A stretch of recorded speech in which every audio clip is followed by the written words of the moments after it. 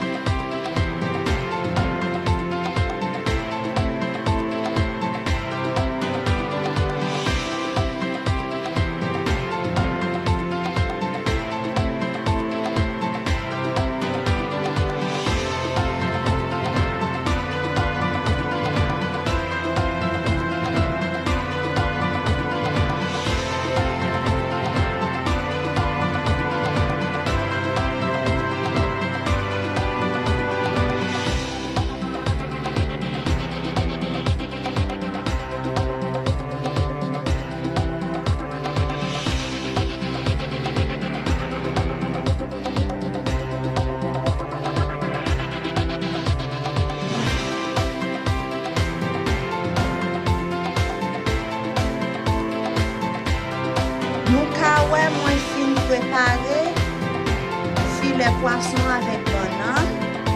Moi fais salade, moi l'église.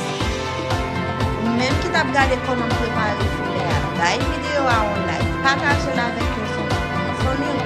Pour ça, nous prenons l'autre vidéo encore. Bye bye.